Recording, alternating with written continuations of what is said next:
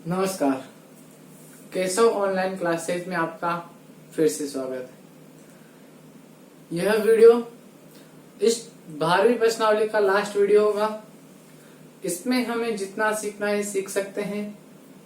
उसके बाद आप मुझसे अलग से पर्सनल पूछ सकते हैं। तीसरा क्वेश्चन हम कर रहे थे। तीसरे क्वेश्चन का सेकंड क्वेश्चन है। तीसरा क्वेश्चन क्या कहता था कि निम्न कथनों को मानक रूप में बदल दें, यानी कि हमें मानक रूप में बदलना है। जो कथन वो देगा। कथन क्या दिया हुआ है उन्होंने? कथन दिया हुआ है कि एक इलेक्ट्रॉन का जो आवेश होता है ना वो इतना होता है। कितना? 0.000000000 कितनी बार जीरो बताओ? इतनी बार जीरो और पीछे 16 है। ये सब यहाँ पर कॉमा लगा हुआ है, ठीक है। इतना कूलाम होता है। अब इसे हमें किस में बदलना है बताओ? मानक रूप में। तो मानक रूप में बदलने के लिए आपको मैं बहुत बार बता चुका हूं। केवल 3 चीजों का ध्यान रखना है। पहली चीज, हमें पॉइंट के आगे यानी कि दशमलव के पहले केवल एक ही अंक रखना है।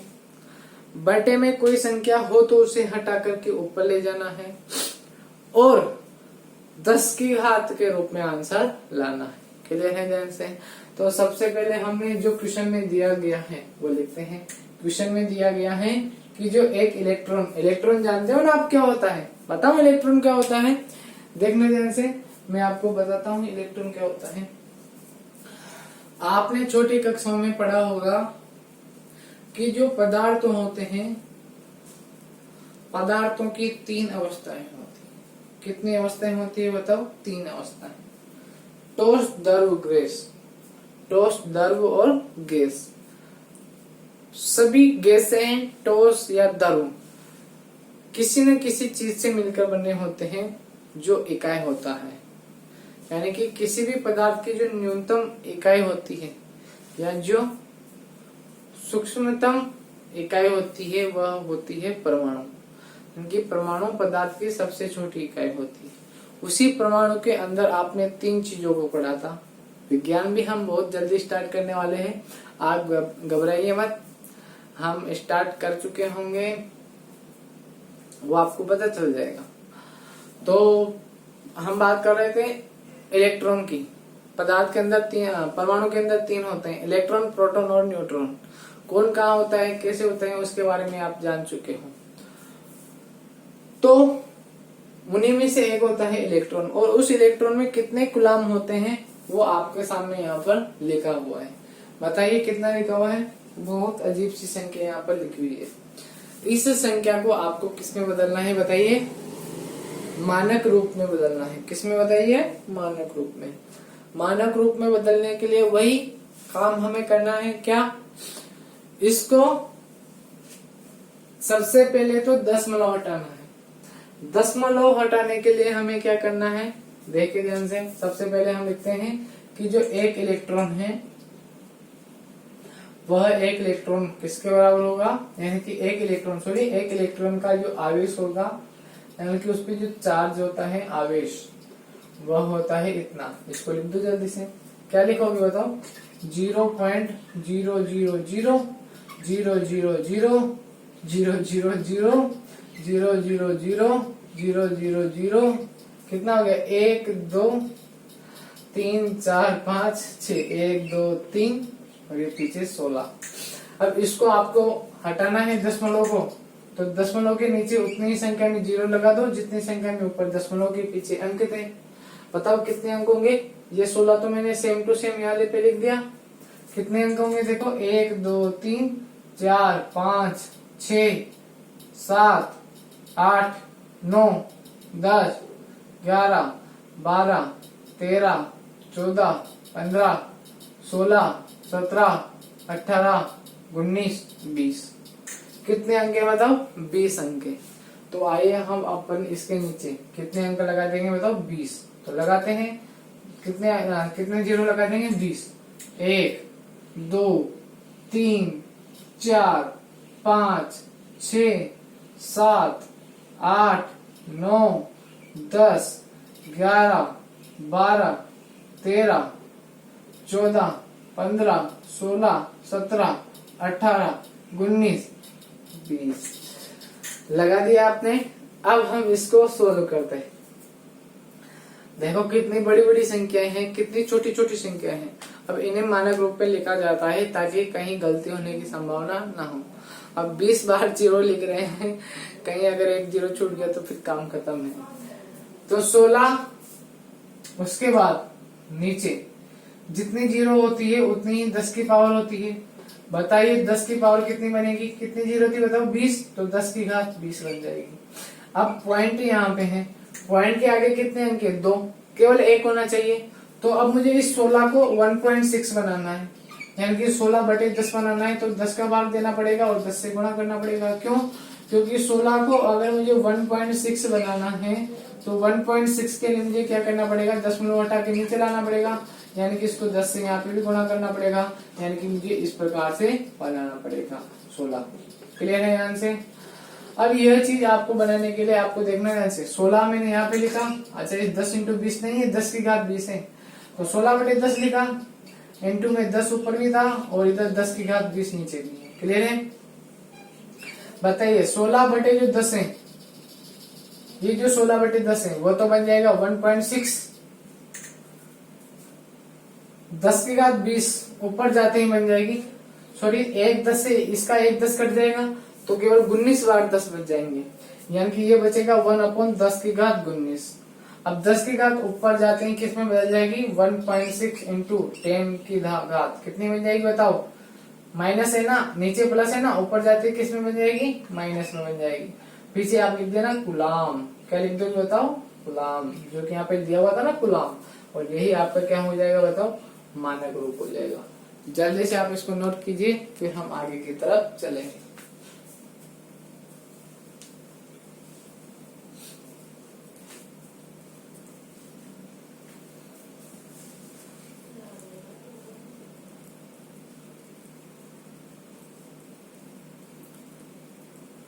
क्या किया हमने बताइए, हमने किया इस बड़ी सी दिखने वाली संख्या को इस नीचे की तरफ लिखी हुई छोटी सी संख्या में बदलना चाहा।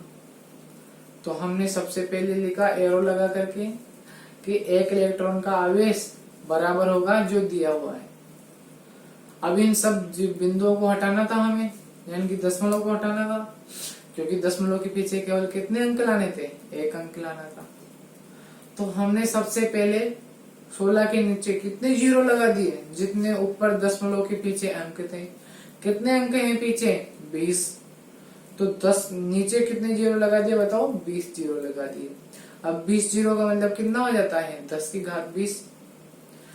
अब ये जो 16 था ना, 16 के पीछे लगा हुआ है दशमलव, दशमलव के आगे केवल एक ही अंक होना चाहिए, अभी है 2।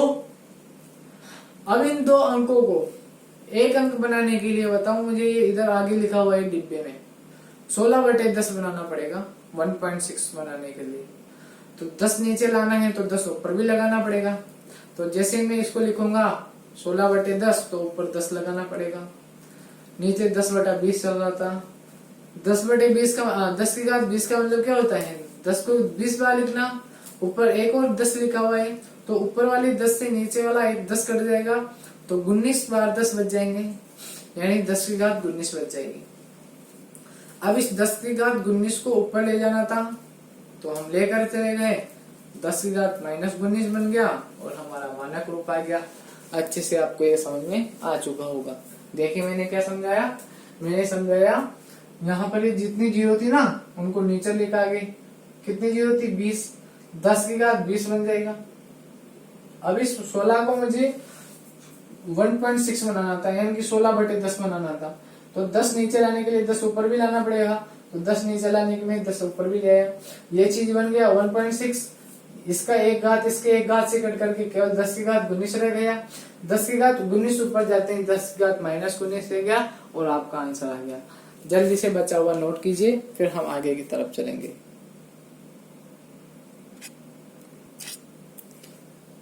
लिख लिया होगा वो क्वेश्चन।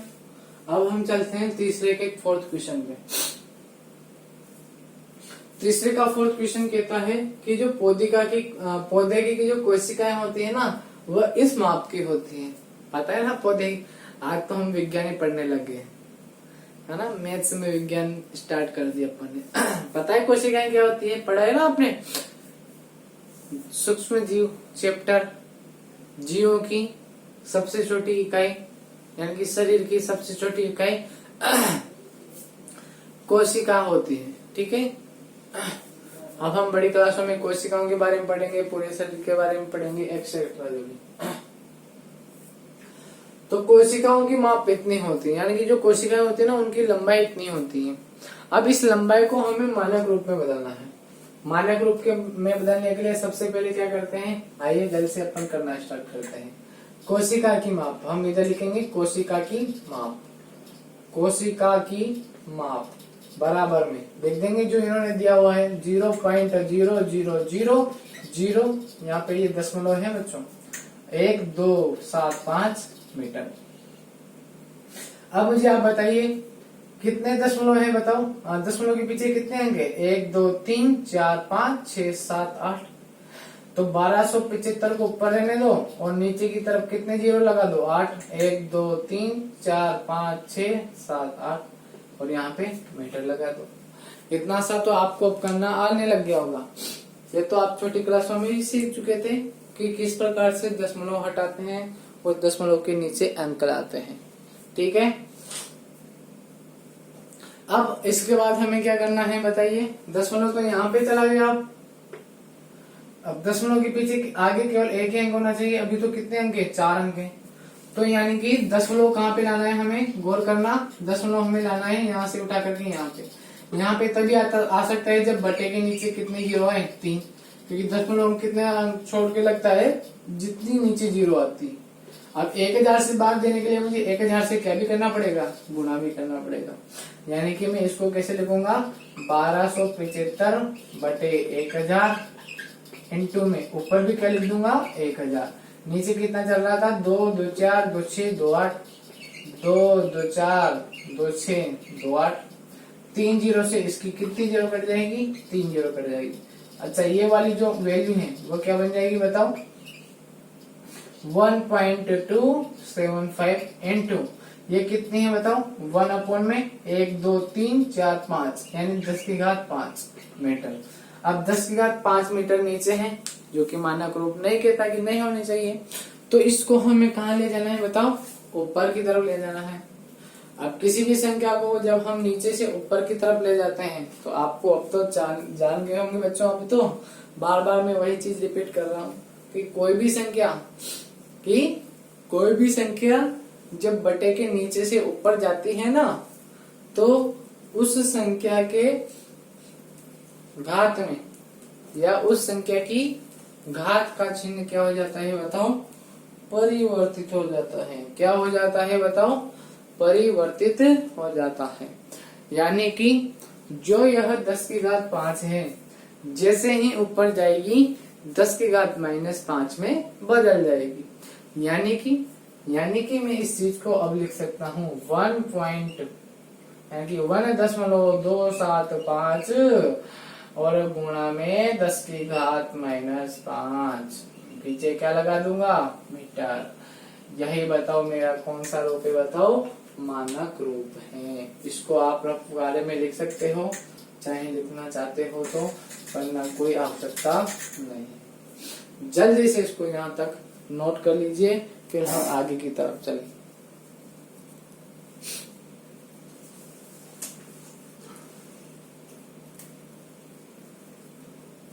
आपको कोई परेशानी नहीं होनी चाहिए, मैंने अच्छे से इसको समझा दिया है। जिसको अगर वापस से समझना है तो अभी आप इसको एक बार नोट कर लीजिए। जैसा जैसा मैं लिखाता जा रहा हूँ वैसा वैसा आप लिखते जाइए, और मैं जैसा जैसा समझाता जा रहा हूँ वैसा वैसा समझते जाइए। जिन बच्चों को थोड़ा सा भी कंफ्यूजन है उनके लिए मैं अभी एक बार और समझाऊंगा इसको।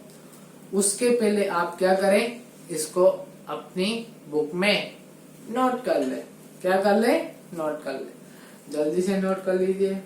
जैसा जैसा मैंने बनाया है वैसा वैसा ही आपको बनाना है। जहां पर मैंने जो भी चिन्ह बनाए हैं, जैसी भी आकृति बनाई है, वे सब आकृतियां आपको बनानी है, क्योंकि वही आकृतियां आगे जाकर के आपको याद रहेगी। देखो बच्चों, पढ़ाई हमें करनी ही पड़ेगी। अगर आप यूं सोच रहे हो कि इस साल तो हम पढ़ाई नहीं करते हैं, तो वह आपकी सबसे बड़ी भूल होगी। कैसे? ऐसे, क्योंकि आप इस साल जो पढ़ाया जाएगा वह आप पढ़ोगे ही नहीं। फिर जब आप 9th क्लास में जाओगे तो फिर आपको कुछ पल्ले नहीं पड़ेगा। क्या हो रहा है, क्या नहीं हो रहा है, कुछ समझ में नहीं आने वाला होगा तब। क्लियर है? तो थोड़ा सा हम इसको एक बार समझ लेते हैं, फिर आगे की तरफ बढ़ेंगे। क्वेश्चन कह रहा था, यानी कि कथन कह रहा था कि जो पौधे होते हैं ना, उनमें कोशिकाओं की माप इतनी इतनी होती है। इसको मानक रूप में बदलिए। मानक रूप में बदलने के लिए हमने क्या किया, इसको ऐसा लिख दिया, दशमलव हटाया, दशमलव के पीछे कितने अंक थे, 1 2 3 4 5 6 7 8, तो 8 जीरो लगा दिए नीचे। 8 जीरो का मतलब होता है 10 की घात 8। कोई बात नहीं, बाद में देखते हैं। 1275 को 1.275 बनाने के लिए नीचे की तरफ 3 जीरो लाने पड़ेंगे। जब नीचे की तरफ आप 3 जीरो लाए तो ऊपर भी 3 जीरो से गुणा करना पड़ेगा। इसके 3 जीरो इससे 3 जीरो से कट गए, क्योंकि ये पूरा 1.275 बन गया, जो कि मानक रूप कहता है। 3 जीरो से 3 जीरो कटे तो 10 की घात 5 बचा। अब 10 की घात 5 ऊपर ले जाना था, तो 10 की घात 5 ऊपर जाते हैं, किस में बदल जाएगा, 10 की घात -5 में बदल जाएगा। बहुत अच्छी तरीके से आपको ये चीजें समझ में आने लग गई होगी। जल्दी से लिख लीजिए, फिर हम अगले क्वेश्चन की तरफ चलेंगे।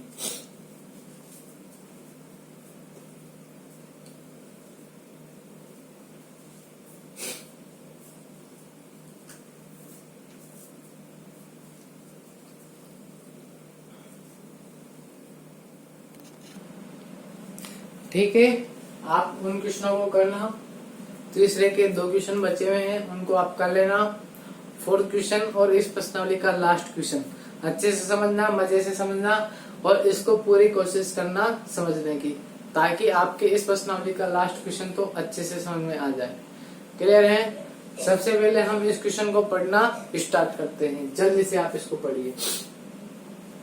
क्वेश्चन कहता है कि एक ढेर लगा हुआ है, एक ढेर लगा हुआ है, उस ढेर में 5 तो हैं किताबें। कितनी किताबें बताओ? 5। 5 किताबें हैं, जिनमें प्रत्येक किताब की मोटाई 20 मिलीमीटर है। यानी कि प्रत्येक किताब जो है वो कितनी मोटी है बताओ? 20 मिलीमीटर की मोटी है।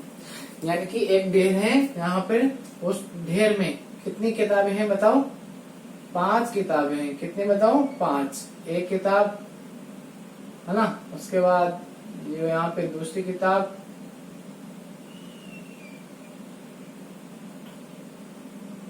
एक बार मैं यहाँ पे बना देता हूँ, फिर हम पढ़ेंगे। ठीक है?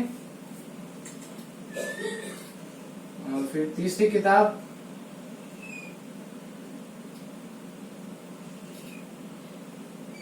ये 4th किताब, तो यहाँ पे 5th किताब। ये इस प्रकार से 5 किताबें यहाँ पे रखी हुई है। प्रत्येक की मोटाई कितनी है बताओ? उन्होंने दे दी 20 मिलीमीटर है।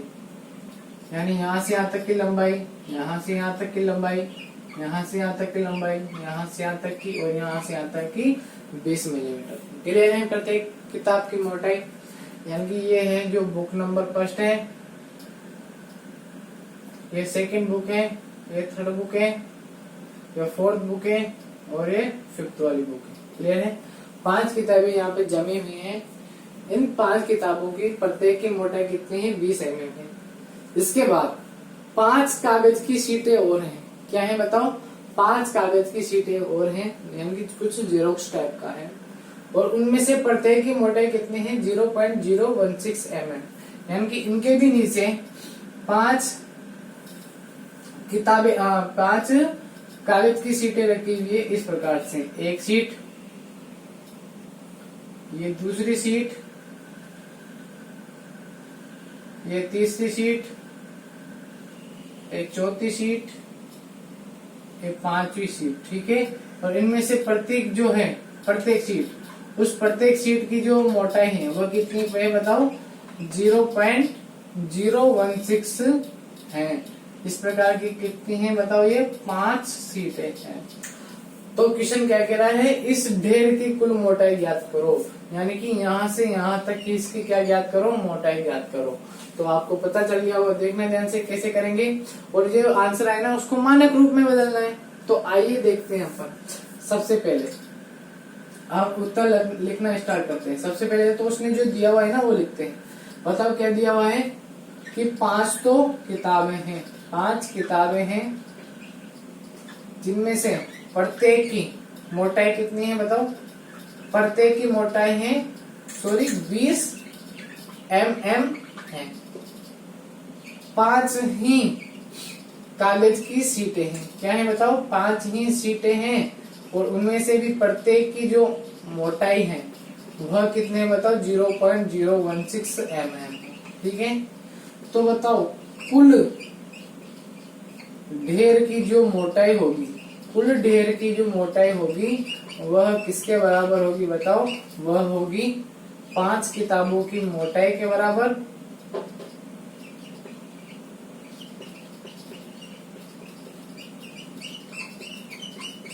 क्लियर है यहाँ तक, प्लस में 5 शीट की मोटाई के बराबर। ठीक है, बताओ एक शीट की मतलब एक किताब की मोटाई कितनी है 20, तो 5 की कितनी हो जाएगी, 5 से गुणा कर दो। इसी प्रकार से प्लस में एक शीट की मोटाई कितनी है 0.016, तो फिर 5 की कितनी हो जाएगी, 5 से गुणा कर दो। यहाँ तक सभी को समझ में आ चुका होगा। 20 को 5 से गुणा करते हैं तो आता है 100, प्लस में दशमलव हटाएंगे तो दशमलव को हटाते ही बटे में उतनी ही संख्या में क्या लगा देंगे बताओ, 0 लगा देंगे। 1 2 3 आ गया होगा अब तो अच्छे से समझ में। 5 16 कितना होता है, 80 होता है। यह तो था हमारा 100, प्लस में 5 16 80 और बटे में कितना 1000। यहाँ तक आप जल्दी से नोट करें। फिर मैं थोड़ा सा जो बचा हुआ है इधर लिखने का उसको मैं यहाँ पे आपको लिखा दूंगा। जल्दी से आप यहाँ तक नोट करें, फिर हम आगे की तरफ चलेंगे। जल्दी से क्विकली यहाँ तक पहुंच जाइए, जल्दी से करें। कर लिया होगा यहाँ तक, बताइए। 1 0 से 1 0 कट गया, तो बताइए यहाँ पर हम क्या लिख सकते हैं, 100 प्लस 8 बटे 100। एलसीएम ले सकते हैं, बताओ एलसीएम कितना आएगा। एलसीएम आएगा, यहाँ पे मैं लिख देता हूँ, एलसीएम आएगा 100। 1 का भाग 100 में 100 बार, 100 को 100 से गुणा करेंगे तो कितना जाएगा, 2 0 2 0, प्लस में 100 का भाग 100 में 1 बार, 1 को 8 से गुणा करेंगे तो 8 आ जाएगा। 10,000 में 8 जोड़ा तो आ जाएगा 10,008। क्लियर है, यहाँ तक किसी को प्रॉब्लम नहीं होनी चाहिए। 8 0 8 0 0, यहाँ पर ये 1। ठीक है, उसके बाद जो 100 नीचे लिखा हुआ है उसको हम लिख सकते हैं बटे में 10 की घात 2। बताओ 10 की घात 2 को मुझे ऊपर ले जाना है। उसके पहले देखना ध्यान से, 100 है ना, उसको हमें लिख सकता हूँ इंटू 1/100। ठीक है, बताइए, देखना ध्यान से। अगर यहाँ तक आपने नोट कर लिया हो तो जल्दी से करें। चलो मैं बता देता हूँ, यहाँ पे थोड़ा सा इधर लिख देंगे अपन। ठीक है, बताइए। यहाँ तक तो इधर है सही। इसको मुझे इस पॉइंट को यहाँ पे लाना है। यहाँ पे तो अब कितने अंक छोड़ने हैं, 1 2 3 4। तो नीचे कितने अंक लाने पड़ेंगे मुझे, 1 2 3 4। कितने, 2 2 4, यहाँ के कितने जीरो लाने पड़ेंगे, 4 जीरो लाने पड़ेंगे। 4 जीरो नीचे लेके आया तो 4 जीरो ही ऊपर लेके आने पड़ेंगे। नीचे कितना चल रहा था, 100। 2 जीरो से 2 जीरो कट गया। ये वाली चीज पूरी की पूरी, ये वाली चीज पूरी की पूरी बन गई 1.0008 इंटू में ये बन जाएगी 100, यानी 10 की घात 2। सभी के यहाँ तक अच्छे से समझ में आ गया होगा। सब यहाँ तक आसानी से नोट कर सकते हैं। यह आपका इस प्रश्नावली का लास्ट क्वेश्चन था जो कि आपने अच्छे से समझ लिया है। क्लियर है, कोई प्रॉब्लम नहीं है। एक बार आप इसको लिख लीजिए, फिर हम इसको नोट कर लेंगे और आप लिखते रहिएगा। फिर बहुत अच्छा क्वेश्चन था और बहुत आसानी से आपने इसको समझ लिया। जब आप इसको एक बार वापस से पढ़ करके लिखोगे, लिख करके पढ़ोगे, तो आपको बहुत ही अच्छी तरीके से ये समझ में आ चुका होगा। जल्दी से आप इसको नोट करें, फिर हम इसको एक बार समझेंगे जल्दी से। कहीं अगर समझ में नहीं आता है तो मैं अभी वापस से आपको रिवीजन करवाऊंगा, उसमें आप कर सकते हैं इसको। जल्दी से आगे पहले यहाँ तक तो नोट करें, फिर मैं आपको एक बार समझाऊंगा। समझ गए होंगे यहाँ तक? जल्दी से इसको नोट करें, फिर हम अभी बताएंगे कैसे क्या हुआ था।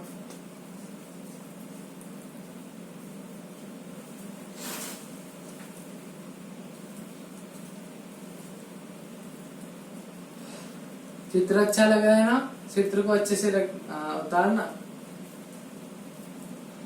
ये जो जितने भी कैलकुलेशन है ना, हमने मानक रूप में बदलने के लिए किए हैं बच्चों।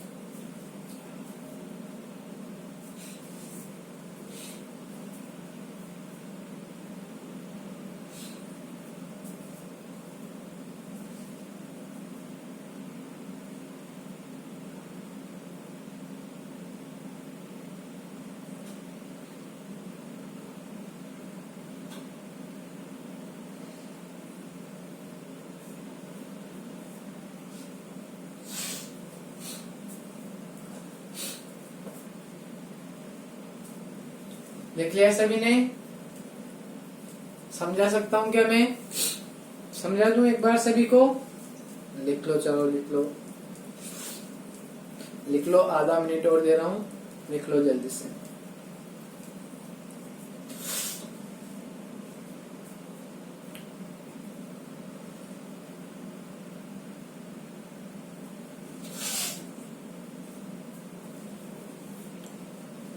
आप सभी को बहुत ही अच्छी तरीके से इन चीजों को पढ़ना है। और प्रश्नावली 12 को तो आप इतना स्ट्रॉन्ग कर लेना बच्चों कि कहीं से भी इसमें से क्वेश्चन आ जाए, आपको छोड़ना नहीं है।